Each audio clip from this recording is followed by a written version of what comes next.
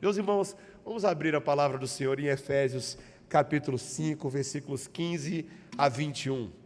Efésios 5, 15 a 21. E as crianças que estão aqui conosco hoje, enquanto nós vamos abrindo a Bíblia, crianças, depois que nós lermos a Bíblia e formos começar o sermão, vocês podem fazer um desenho. E o desenho de hoje é o seguinte: vocês vão desenhar como se fosse um livro aberto, pode ser como se fosse a Bíblia aberta, e do lado da Bíblia vocês podem desenhar um relógio, do lado da Bíblia, tá? Pode ser do lado da Bíblia, pode ser assim, em cima da Bíblia, tá? Ou pode ser também, para as crianças que sabem o que é uma ampulheta. Sabe o que é, criança? Alguns sabem aqui o que é uma ampulheta. Lembra que é aquela que tem uma areiazinha que fica caindo? Pode desenhar também uma ampulheta perto da Bíblia, tá bom? Igreja do Senhor, vamos ouvir com atenção a leitura dos versículos que estão diante de nós. Efésios capítulo 5, versículos 15 até o versículo 21. A palavra do Senhor diz assim: Portanto, vede prudentemente como andais, não como nécios, e sim como sábios, remindo o tempo, porque os dias são maus. Por esta razão, não vos torneis insensatos, mas procurai compreender qual é a vontade do Senhor. E não vos embriagueis com vinho, no qual há dissolução, mas enchei-vos do Espírito, falando entre vós com salmos, entoando e louvando de coração ao Senhor com hinos e cânticos espirituais, dando sempre graças por tudo a nosso Deus e Pai, em nome de nosso Senhor Jesus Cristo, sujeitando-vos uns aos outros no temor de Cristo. Amém. Essa é a palavra do Senhor. Abaixa a sua cabeça, vamos orar. Ó Senhor, que maravilha, Senhor, para nós podermos ler esta passagem tão profunda, tão cheia de ensino, Senhor, tão cheia de sabedoria. Nós queremos pedir que o Teu Santo Espírito, neste momento, possa falar de forma livre, de forma abundante em nosso meio, aos nossos corações, nos levando bem mais para perto de Cristo e para a vontade dEle, em nome de Jesus. Amém. Irmãos, o livro de Provérbios é um livro que me fascina já há muitos anos. E eu fico espantado porque é um daqueles livros da Bíblia, Provérbios, que a popularidade dele ultrapassa o limite da própria religião, da fé cristã. O livro de Provérbios tem sido aclamado e aplaudido por gerações e gerações e gerações de pensadores, reis, príncipes, filósofos, palestrantes.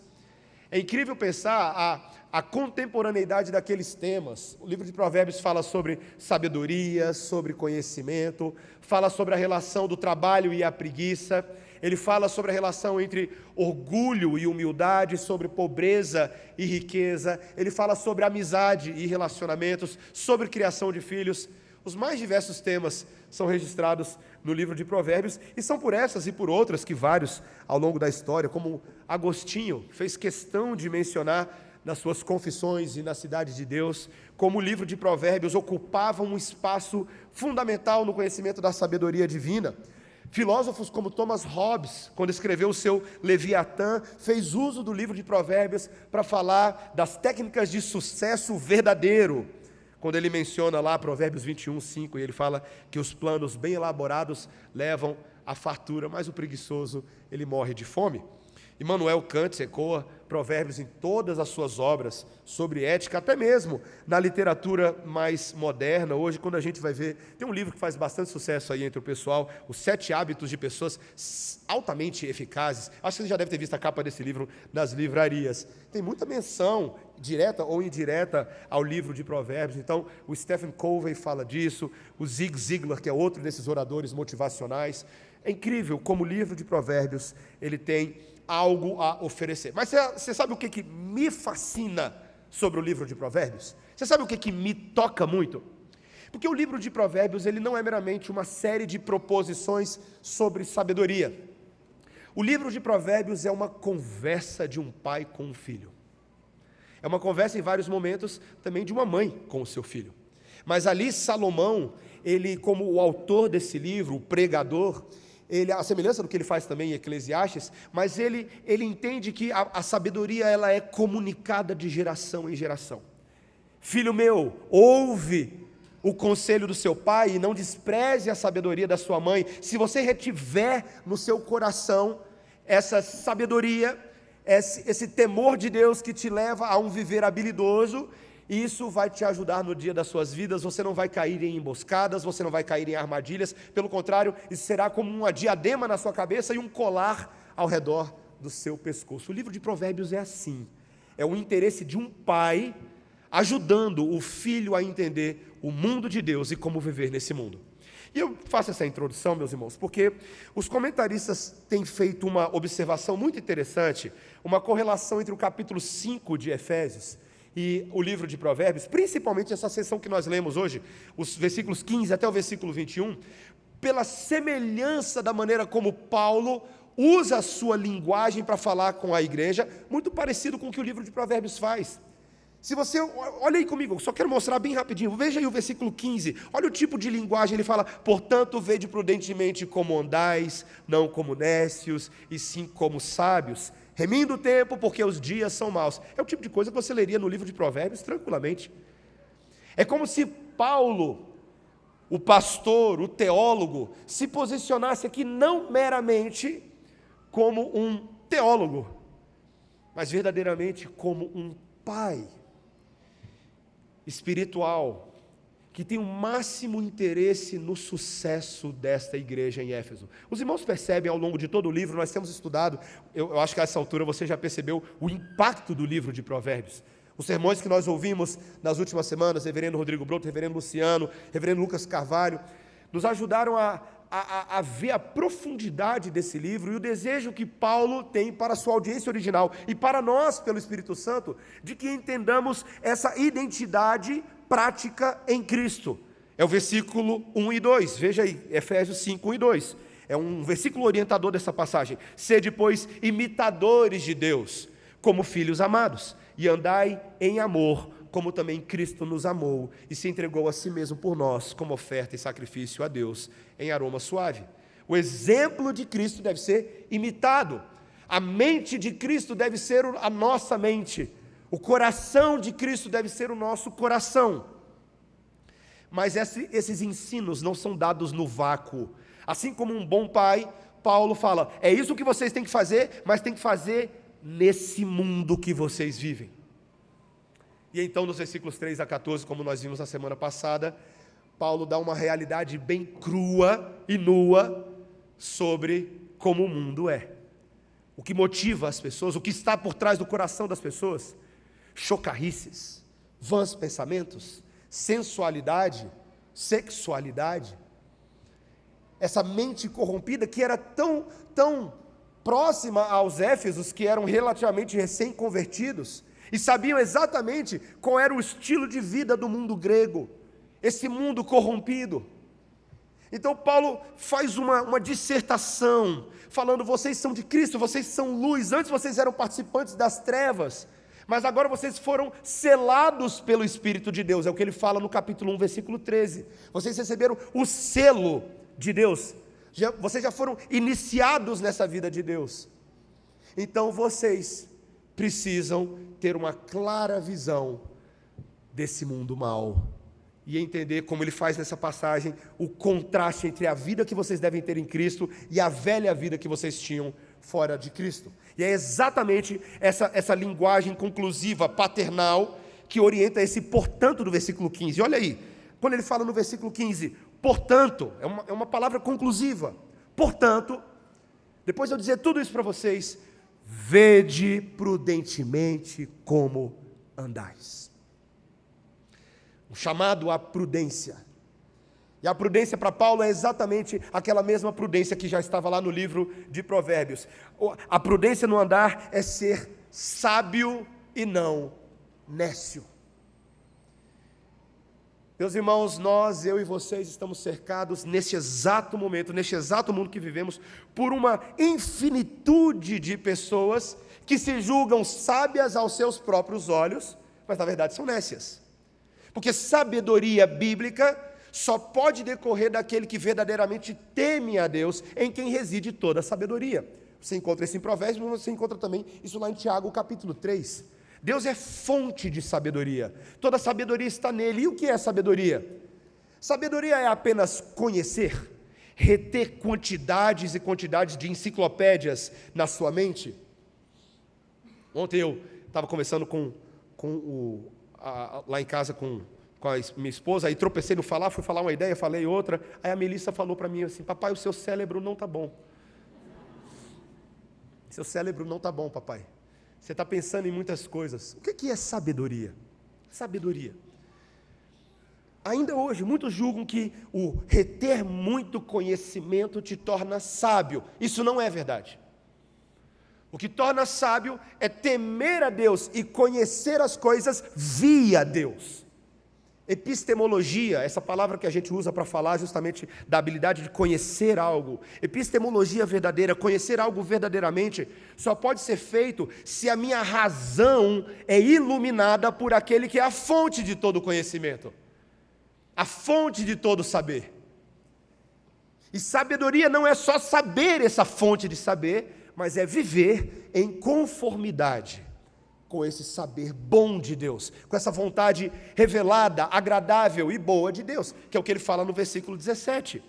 Veja, olha o que ele está dizendo: por esta razão não vos torneis insensatos, mas procurai compreender qual é a vontade do Senhor. Essa ideia do versículo 17, ela está paralela ao versículo 15. Eu preciso ser sábio para não ser insensato, estulto, tolo. E eu preciso compreender a vontade do Senhor. Porque se eu não compreender a vontade do Senhor, eu não vou entender quão maus e quão perigosos são de fato os dias em que nós vivemos e que tanto nos entiçam e enamoram. Eu já comentei em outros sermões, meus irmãos, que me espanta um pouco a quantidade de amigos meus que em algum momento na minha caminhada cristã, cresceram comigo em igreja, participaram comigo de grupos cristãos, grupos de estudo bíblico, mas alguns desses não estão mais em igreja hoje. E a pergunta é: por quê? De onde vem o fenômeno ocidental do desigrejamento? Inclusive, essa semana eu estava lendo um artigo muito interessante. Pastor Carl Trueman tem escrito recentemente na área de cultura e sociedade. Escreveu, inclusive, um livro que foi publicado agora pela editora Cultura Cristã, que trabalha muito a ideia do selfie. Pastor Carl Trueman, num artigo dele para o Reformation 21, Reforma 21 nos Estados Unidos, ele discute que, na verdade, não é só um fenômeno de desigrejamento que nós temos vendo, mas um fenômeno de migração de pessoas que antes eram de religiões consideradas ocidentais, como o cristianismo, para religiões asiáticas e ocidentais e orientais. Então, não é só que o cara deixa de ser cristão, ele deixa de ser cristão e se torna hindu, ele deixa de ser cristão e se torna budista. E há uma captura, há uma sedução. Paulo sabia, meus irmãos, que aqueles dias maus já eram os dias que aquela própria igreja vivia, aquela igreja em Éfeso. E quando ele faz a relação entre compreender a vontade de Deus e entender os dias maus, ele está falando que eu preciso de fato entender o que Deus diz sobre os meus dias, por exemplo, sobre os corações, as inclinações das pessoas, o que elas querem. Sede de dinheiro, de poder, de status, de reconhecimento. O reverendo Luciano falou sobre isso no sermão de hoje de manhã. Mas ao mesmo tempo eu preciso entender que de alguma maneira esses dias maus também estão dentro do plano soberano de Deus na história, na escatologia, no alvo, no telos do que vem pela frente, para que eu não perca a minha esperança. Se eu passo o meu dia inteiro vendo notícias, diga-se passagem, fogo no oeste da Califórnia, drones no céu dos Estados Unidos, Pix vai ou não vai? Se eu passo o dia inteiro vendo essas notícias, mas eu não tenho um parâmetro para julgar essas notícias, uma escatologia que me ajuda o meu coração a não se desesperar. Se eu não tenho essa referência, eu sou soprado pelos ventos. E Tiago, falando sobre esse contraste entre, de um lado, ser sábio e ser como uma pessoa que é soprada pelos ventos, que tem ânimo dobre, ele fala isso lá em Tiago, capítulo 1, ele vai dizer que esse é um perigo da igreja. é de olhar muito para os seus tempos, mas não olhar segundo o tempo de Deus. Em outras palavras, é você olhar para os acontecimentos pelo cronos, pela cronologia dos homens, mas não olhar pelas lentes do kairos, pela maneira como Deus enxerga o tempo e como Deus cuida de todos os eventos e de todas as coisas. Você sabia disso, meu irmão, minha irmã? Ah, pastor, o Pix. Sim, e daí? Você acha que Deus não sabia? Ah, pastor, mas olha o que a gente está vendo, Rússia, Ucrânia, o Trump foi eleito, o que vai acontecer com o Brasil? Meu irmão, você acha que Deus está sendo pego de surpresa com qualquer uma dessas coisas? Deus sabe tudo e determinou o curso da história. E isso é o que vai aliviando, refrescando, refrigerando o nosso coração e nos ajudando, meus irmãos, eu quero que você preste atenção, nos ajudando a não somente entender os nossos dias, mas fazer algo a respeito disso, que é o que ele diz no versículo 16, veja aí. Ele diz, remindo o tempo, porque os dias são maus. Remindo o tempo. Aqui o grego permite algum conjunto de traduções muito interessantes. Por exemplo, poderia ser a própria palavra redimindo o tempo. Outra possível expressão deve aparecer, dependendo da tradução que está aí na sua mão, é fazendo o melhor uso do tempo.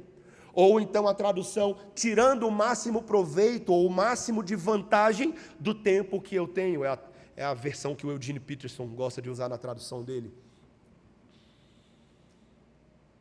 Meus irmãos, não basta saber que os dias são maus. O que você está fazendo com o tempo que você tem nesse momento?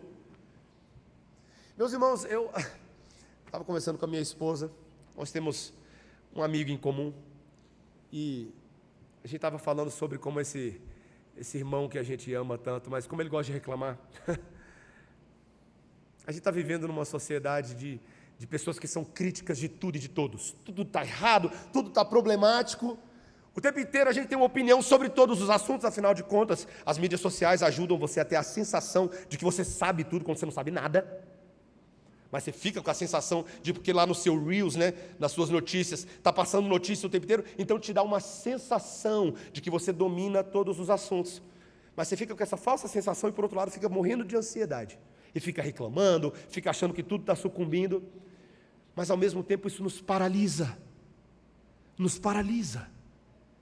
E o tempo que deveria estar sendo utilizado com um senso de urgência, com um senso de proveito, que é exatamente o que Paulo está falando aqui. Use o seu tempo sem desperdício.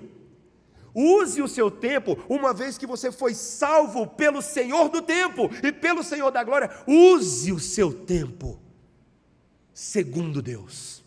Redima o seu tempo. Meus irmãos, até mesmo fora da igreja hoje em dia, se vocês entrarem nessas livrarias que eu mencionei, você vai perceber a quantidade de livros entre as pessoas que vão falar sobre a importância de você usar o seu tempo produtivamente. É incrível o número de livros escritos sobre esse assunto hoje em dia. E são os livros que mais vendem. De alguma maneira, o ser humano já está concluindo de que ele não tem muitos dias de vida aqui na Terra. Então ele tem que usar esse tempo dele sem desperdício. Não adianta, ele não pode ser preguiçoso. Mas, meus irmãos, ninguém inventou a roda. Salomão já estava falando disso há muito tempo. Você percebeu o que a gente leu hoje em Eclesiastes capítulo 11? Volta aí rapidinho, volta aí, Eclesiastes capítulo 11.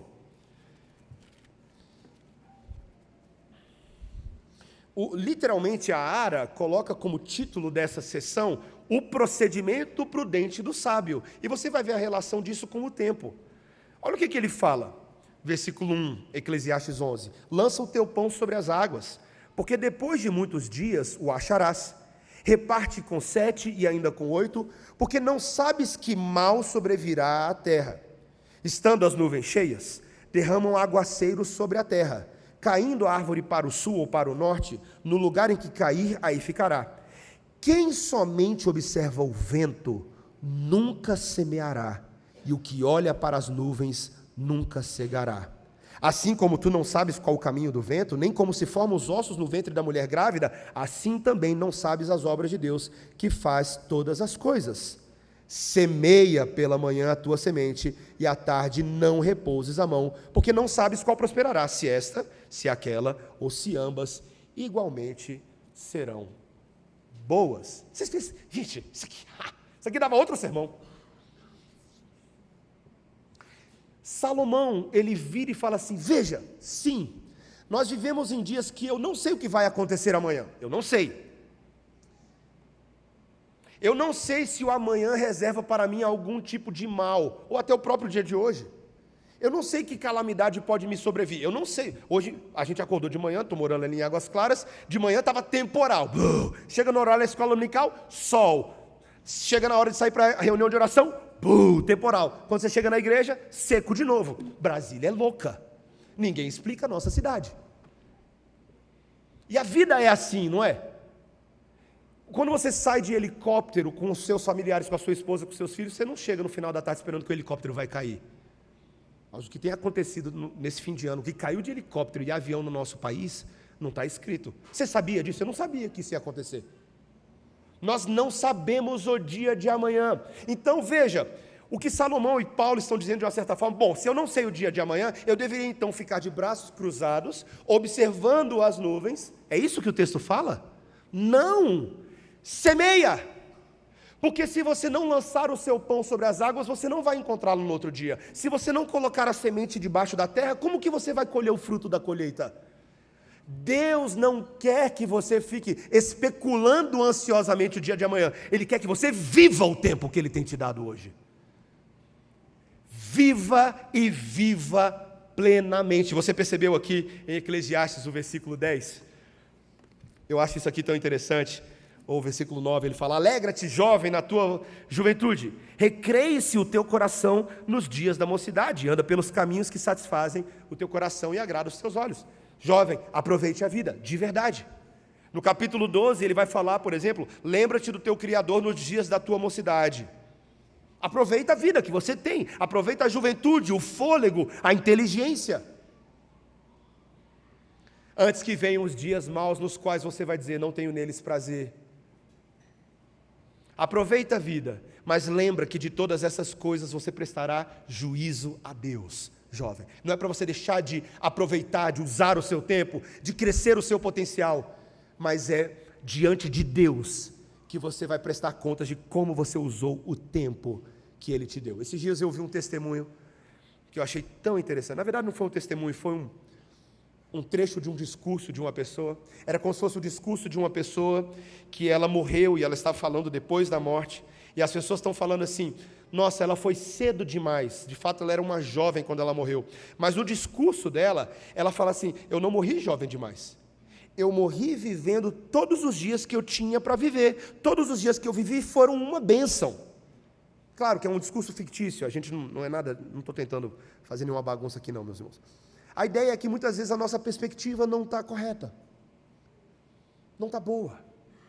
Eu preciso, e aí voltando para Efésios capítulo 5, eu preciso remir o tempo. E veja, meus irmãos, Paulo vai caminhar dentro desse texto, dando agora nessa segunda metade, uma série de aplicações concretas de como esse tempo tem que ser remido. Por exemplo, parece que ele gira a chave da ética e do comportamento, e no versículo 18 de Efésios 5, se você quiser voltar lá em Efésios, ele de repente vira do nada e fala: e não vos embriagueis com vinho, no qual há dissolução, mas enchei-vos do Espírito. Como é que é, Paulo? Onde é que você estava falando de bebida alcoólica aqui antes que eu não vi? Interessante, né, meus irmãos? De vez em quando a Bíblia faz isso. De vez em quando algum tema é introduzido e a gente não tem muito do contexto por trás, mas a instrução ética está aqui. Então, como consequência dessa sabedoria prática, de viver como um sábio e não como um estulto, como um tolo, como um insensato, Paulo recomenda que esta igreja não seja entregue ao vinho, que não seja uma igreja de bêbados, literalmente, não vos embriagueis com vinho. É interessante, meus irmãos, é um daqueles versículos bem óbvios para dizer que Paulo não está condenando a bebida alcoólica, mas ele está condenando claramente o tipo de prática das pessoas que perdem o seu domínio próprio por causa da bebida alcoólica. Mas, meus irmãos, veja, alguns vão ler esse texto e vão achar que Paulo está falando meramente da prática de beber álcool. Mas não é isso. O comentarista F.F. Bruce, e o comentário dele é refletido na própria Bíblia de Genebra, que alguns de vocês têm, tem uma notinha nessa Bíblia de Genebra, que menciona que parece que a preocupação de Paulo em Éfeso era muito maior do que apenas a questão da bebida em si, mas o fato de que a embriaguez e o vinho estavam muito associados ao culto de Dionísio. Semelhante a Dionísio, e aqui apenas um pouquinho de aula de história, vocês já devem ter ouvido falar de Baco. Baco era o deus que recebia as suas adorações por meio de bacanais, de orgias. E era muito comum, seja na adoração de Baco ou de Dionísio, como acontecia em Roma e na Grécia, que as pessoas se entregassem a estágios de envolvimento orgiástico, usando a bebida alcoólica para que os seus sentidos fossem cauterizados ou enfraquecidos. E eles então se envolviam, exatamente, a Bíblia de Genebra faz menção que o ritual a Dionísio, que era o deus do vinho, ele era relatado que haviam incorporações de divindades nos participantes, haviam profecias estáticas, danças frenéticas que eram feitas, muita música. E aí, quando você entende que esse é o contexto por trás dessas palavras de Paulo, você entende agora que quando ele está falando de dissolução, que a embriaguez leva à dissolução, na verdade é essa embriaguez que me coloca em julgo desigual com esse mundo, quando eu me mundanizo, quando eu me secularizo e passo a praticar aquilo que em Cristo eu não deveria mais praticar. É disso que Paulo está falando. Vocês são luz, vocês são de Cristo. E, portanto, vocês devem bloquear todas as portas que, de alguma maneira, tentam vocês a retornar àquele estilo de vida religioso, aquelas práticas condenáveis aos olhos de Deus. Não vos embriagueis. Pelo contrário, e aqui Paulo faz aquele movimento legal de Efésios 4, 17 a 24, quando ele fala, em vez de ficar vestido com as roupas velhas da maldade, tira essa roupa da maldade e substitui, se revista com as roupas de Cristo. Em vez disso, enchei-vos do Espírito. Agora, meus irmãos, também, infelizmente, esse versículo tem sido mal interpretado por uma grande gama de evangélicos no nosso mundo, que acham, principalmente, e aqui eu falo, mas falo com carinho, de que essa tende a ser uma interpretação mais pentecostal, mais carismática, de que eles falam eles acham que o que Paulo está falando é não beber bebida alcoólica, mas me encher do Espírito, e esse encher-se do Espírito seria, em alguma medida, semelhante ao que o álcool faz com quem está no álcool, mas agora eu não estou no álcool, agora eu estou bêbado com o Espírito Santo. Então, se eu estou bêbado com o Espírito Santo, eu tenho que... Seria, por exemplo, talvez, falar em línguas, né? Aquele negócio, quando o Espírito Santo está em mim, eu não tenho responsabilidade nenhuma, sai de perto de mim. Não é disso que a Bíblia está falando, meus irmãos. Claramente, o livro de Efésios, no capítulo 1, e aqui mesmo, no final do capítulo, nos versículos 20, 21, você vai perceber que o apóstolo Paulo está falando que esse enchimento do Espírito é justamente a vida de confirmação e santificação que já foi iniciada no Espírito. Veja, eles já foram selados com o Espírito. Eles já haviam sido convertidos pelo Senhor, mas agora competia a eles andar no Espírito, viver em conformidade com esse Espírito que nos leva para a palavra de Deus. É disso que Paulo está falando. A função do Espírito Santo, uma vez que Ele me selou, me separou, é me dar a capacidade de olhar para a vontade de Deus, compreender a vontade de Deus, e não perder o domínio de si, e ser um doidão evangélico. Não. Ser cheio do Espírito Santo, meus irmãos, é esse trabalho que eu e você como crentes temos de dia a dia, dia após dia, sermos mais cheios da palavra, de Cristo, da vontade do Senhor e viver em conformidade com essa palavra. Isso é ser cheio do Espírito. E detalhe, você tem que buscar isso. Perceba o mandamento, o imperativo, é assim que a gente tem que viver. E Paulo não dá margem para você ficar tentando deduzir o que é essa vontade oculta do Espírito Santo para a sua vida. Não, ele diz, ele exemplifica, como ele faz em tantas cartas. Ele fala, igreja de Éfeso, em vez de vocês viverem em chocarrices, em mundanismo, em palavras torpes, em sexualidade depravada, em vez de vocês viverem assim, encham-se do Espírito Santo. E o que é isso na prática? Versículo 19. Olha aí o versículo 19 do capítulo 5. Ele exemplifica, falando entre vós, com salmos, entoando e louvando de coração ao Senhor, com hinos e cânticos espirituais. Ele vai falar de música. Ele vai falar de adoração. Hoje na escola dominical de manhã a gente falou de música. Olha que interessante. Vocês, quando viviam sob a embriaguez do álcool, vocês ofereciam a música de vocês a Dionísio, a Baco, as danças frenéticas, as orgias de vocês eram todas direcionadas para as trevas, para o diabo. Mas agora que vocês são de Cristo, vocês cantam e falam entre vocês as palavras de Cristo. Como Thomas Watson falou, quando ele falou sobre o livro dos Salmos, que o livro dos Salmos é o livro de Jesus. É o livro de Jesus. Qual é o livro de Jesus? O livro dos Salmos. Você tem alguns trechos na Bíblia, por exemplo, quando ele vai falar ali que Jesus cantou um hino e saiu com seus discípulos, a ideia ali seria que Jesus cantou um salmo. Então agora, olha que coisa maravilhosa que a Bíblia está falando para a gente. Quem anda no Espírito agora cultua a Deus com salmos, hinos e cânticos espirituais. Nós declaramos a Deus as próprias palavras que Deus nos deu. Olha que legal, né? Ele deu a música para a gente, aí a gente canta de volta a música para Ele. Mas a gente também usa entre nós essa pedagogia dessas músicas para exaltarmos a Deus e nos instruirmos mutuamente. Esse texto de Efésios 5, presta atenção, ele é paralelo ao texto de Colossenses capítulo 4, Colossenses capítulo 3. Os versículos 12 a 17. Lá em Colossenses 3, 12 a 17, que é muito parecido com esse trecho, Paulo vai falar, em paralelo a essa ideia, ele fala assim, habite ricamente em vós a palavra de Cristo, instruí-vos nessa palavra. Essa palavra tem que habitar em vocês. E aí ele fala, como é que isso acontece lá? Falando entre vós com salmos, hinos e cânticos espirituais. Olha que interessante, não é só cantar a Deus, é usar esses salmos também na comunhão dos santos, para que nós tenhamos a instrução de Deus nos nossos assuntos. Meus irmãos, vamos lá, eu tenho certeza, é óbvio que Paulo não está falando que os tópicos das nossas conversas ao redor da mesa só serão assuntos religiosos, né? Você não vai sentar todo dia com alguém e vamos falar hoje sobre o capítulo 22 da Confissão de Fé de Westminster. As nossas conversas não são normalmente assim, porém, me impressiona a quantidade de vezes que as nossas conversas fogem de temas religiosos.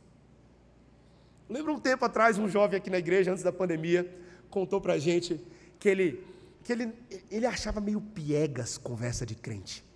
Ele achava uma coisa meio brega quando os crentes ficavam conversando sobre coisas da Bíblia. Aí eu perguntei para ele por quê, ele falou, porque parece que não tem a ver com a nossa realidade, com o mundo nosso. A gente fica falando de coisa da Bíblia, parece que a gente está numa bolha. Eu falei para aquele jovem, assim, eu acho que você pensa assim porque você não foi treinado a falar dessas coisas com naturalidade, a amar, a ter deleite nessas conversas espirituais, citar versículos bíblicos. Num dos momentos da minha adolescência, que Deus mais firmou a minha fé, foi por causa de um amigo, que esse amigo tinha uma postura simples, ele conhecia versículos bíblicos e ele não tinha medo de usar esses versículos bíblicos em conversas, e eu lembro disso muito bem, em 2006, lembro disso muito bem. Eu era da diretoria dos jovens da minha antiga igreja, e tinha esse amigo, e sempre que a gente ia conversar, em algum momento ele, soltava um versículo bíblico. Como aquilo me impactava? Eu falava assim, cara, eu quero ser como ele. Eu não tenho esse domínio da palavra. Eu quero ter. E ele foi então uma influência positiva sobre mim. E a influência de Paulo aqui é sobre o culto a Deus. Não é mais Dionísio, não é mais Baco, agora vocês cultuam a Deus com os cânticos de vocês. Ele não recomenda só cantar e falar com música, mas ele recomenda também a gratidão e o contentamento no versículo 20. Olha o que ele diz aí. Olha o versículo 20. Dando sempre graças por tudo a nosso Deus e Pai, em nome de nosso Senhor Jesus Cristo. Olha que interessante. Se vocês agora são de Cristo, Vocês têm que se livrar desse coração ingrato, descontente, reclamador, e sempre dar graças a Deus por tudo. Isso não é interessante? E eu gosto aqui muito como ele envolve a Trindade, né? Ele acabou de falar que a gente tem que ser cheio do Espírito Santo, agora você tem que dar graças por Deus, a Deus Pai, em nome de Jesus Cristo, pela capacitação do Espírito Santo, por tudo que Deus tem feito na sua vida. Tem que ser uma gratidão trinitariana. Meus irmãos, eu quero fazer esse penúltimo comentário antes de terminar o meu sermão. Eu tenho estado plenamente convencido de que nós vamos abençoar muito mais o mundo ao nosso redor se a gente não permitir que os nossos lábios sejam tão ingratos quanto as pessoas que não conhecem a Deus. Um dos pastores bem velhinhos da minha antiga igreja, quando ele ia orar no final do culto, antes da oração, da bênção, ele ia fazer aquela oração final. Eu sempre lembro dele, eu era criança, e eu lembro como se fosse hoje. Ele já era um senhor de idade. Ele sempre falava que as palavras dos meus lábios e o meditar do meu coração sejam agradáveis na tua presença, rocha minha, redentor meu. Salmo 19, versículo 14. Que as palavras dos meus lábios e o meditar do meu coração sejam agradáveis na tua presença. O mundo está precisando disso, meus irmãos. Você precisa usar a sua boca para que as palavras dos seus lábios e o meditar do seu coração sejam de gratidão, sejam de plenitude, de satisfação no Senhor. E ele termina o texto dizendo que um dos frutos do Espírito, do versículo 21, é sujeitando-vos uns aos outros no temor de Cristo. A última coisa que Paulo fala nessa sessão, antes de começar uma nova sessão, na verdade é a ponte para a próxima sessão, é sobre o tema da sujeição, da submissão mútua. Interessante, Paulo vai começar já, semana que vem, é sermão que vai falar sobre papel do homem, papel da mulher no casamento, Cristo e a igreja. Mas antes de falar desse assunto, ele vai falar de que o amor de Deus nos leva à sujeição. Se eu tenho o Espírito Santo, se eu estou cheio dele, agora isso me faz me sujeitar em amor aos meus irmãos em Cristo. Essa é a vida cheia do Espírito, meus irmãos. A vida cheia do Espírito é uma vida positiva em lugar de uma vida negativa. A vida cheia do Espírito não é uma vida só que faz força para parar de pecar, mas substitui a velha vida com a nova vida, com as novas roupas, com os novos hábitos celestiais. E eu termino dizendo que são hábitos celestiais, meus irmãos, porque na contagem do tempo de Deus, na ampulheta do Senhor, e eu quero dizer isso pela enésima vez, que eu tenho dito à igreja inúmeras vezes, a areinha está acabando da ampulheta, igreja. Está acabando. O mundo como nós conhecemos não vai durar muito tempo. Basta você estudar um pouquinho a Bíblia e ler os sinais dos tempos, e eles estão escrachados diante dos nossos olhos. O tempo se aproxima. Eu não sei quanto, meus irmãos, eu adoraria saber quanto tempo Jesus vai voltar, mas Ele vai voltar. E Deus quer que eu e você redimamos o nosso tempo a tal ponto de que agora mesmo, preste atenção no que eu vou falar, é o final do meu sermão, que você passe a cultivar agora, nesse momento, os hábitos que você vai ter pelo resto da eternidade. Como é que você acha que a gente vai conversar lá no céu? Eu te garanto, grande parte da nossa conversa vai ser em formato de salmos, hinos e cânticos espirituais.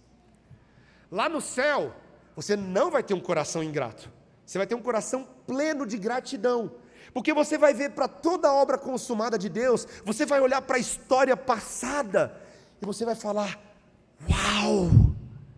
Era isso que Deus estava fazendo. Deus estava glorificando o nome dEle nas nações, salvando pessoas de tribo, língua, povo e nação. Olha esse povo do Paquistão aqui no céu comigo. Olha esse povo da Indonésia aqui no céu comigo. Olha esses japoneses aqui no céu comigo. Olha esse povo da Coreia do Norte comigo.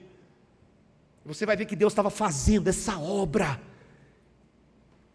E o seu coração vai estar cheio de gratidão. Cheio de gratidão. Quando nós alcançarmos aquele status celestial final, nós alcançaremos a plenitude do amor de Deus e da sujeição mútua.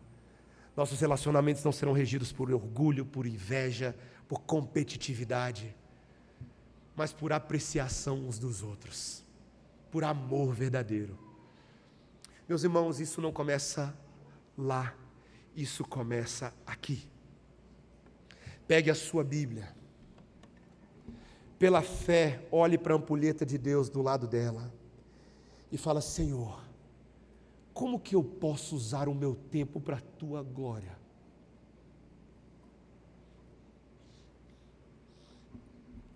Termino dizendo que eu completei 40 anos de idade, meus irmãos. Entrei para o Zenta.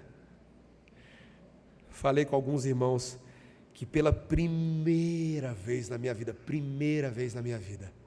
me deu um friozinho. Nunca tinha dado, nunca tive problema com a minha idade, e creio que até hoje eu não tenho problema nenhum, né? Para muitos de vocês estão pensando assim: nossa, o pastor é mais velho do que eu achava. Para a maioria de vocês, ele é bem mais novo do que eu achava. Pela primeira vez eu tive um friozinho, e sabe que friozinho foi esse? Foi simplesmente um friozinho de pensar: Mateus, será que você realmente tem usado o seu tempo da melhor forma para a glória de Deus? Comecei a pensar na minha família, comecei a pensar nos meus filhos, comecei a pensar na qualidade das minhas conversas, no que eu gasto tempo com os meus olhos, no que eu tenho assistido. Comecei a pensar sobre as minhas leituras, se eu tenho conseguido transpor o universo do que eu leio para a minha vida prática. Tenho passado tempo pensando na qualidade das minhas amizades. Tenho pensado um pouco sobre a qualidade do meu casamento, do meu amor pela minha esposa. 10 dias na praia deu para pensar em muita coisa, meus irmãos. Foi bom, e eu espero que o Senhor continue me provocando a pensar sobre essas coisas. E eu gostaria de pensar que nessa noite a palavra pode provocar você a pensar nessas coisas. Pense nas coisas lá do alto, não nas que são daqui da terra. Porque a nossa vida está oculta em Cristo, e quando Ele se revelar, nós seremos revelados juntamente com Ele. Eu espero que naquele dia de prestação de contas, todos nós possamos falar: Senhor, está aqui o tempo que o Senhor me deu, e eu tentei fazer o melhor que eu podia para a glória do Senhor. Amém? Baixe a sua cabeça, vamos orar. Senhor Deus, ó Senhor, obrigado pela Tua palavra, obrigado por Provérbios, por Eclesiastes, por Efésios. Obrigado, Senhor, porque Tu és o Criador, e os dias que temos nesta mocidade da vida são dias que o Senhor nos concedeu como um presente, para serem vividos na plenitude do Espírito, com gratidão, em comunhão com os nossos irmãos, estudando a palavra, pregando a palavra. Senhor, muito obrigado por nos dar esta vida que temos. Não queremos ser ingratos com esta vida. Queremos ser muito gratos, Senhor. E ao mesmo tempo queremos nos distinguir do mundo de maldades daqueles que não Te conhecem. Então, Senhor, derrama sabedoria sobre o coração do Teu povo. Que não sejamos nécios, que não sejamos insensatos, mas que possamos viver como quem quer compreender a vontade do Senhor para as nossas vidas todos os dias. E, Senhor, sobretudo, eu gostaria de pedir em último lugar, que o Senhor nos dê humildade, Senhor. Humildade para reconhecer o tanto que ainda não somos aquilo que gostaríamos de ser. Afasta de nós, Senhor, o orgulho, o nariz empinado, a tentativa de achar que a gente é melhor do que outros. Ó, Senhor, dá-nos humildade, Senhor, para que assim possamos viver na dependência do Espírito Santo de Deus. Senhor, faz essa obra em nome do Pai, faz essa obra em nós em nome do Filho, e faz essa obra em nós em nome do Espírito Santo de Deus. Amém. Amém.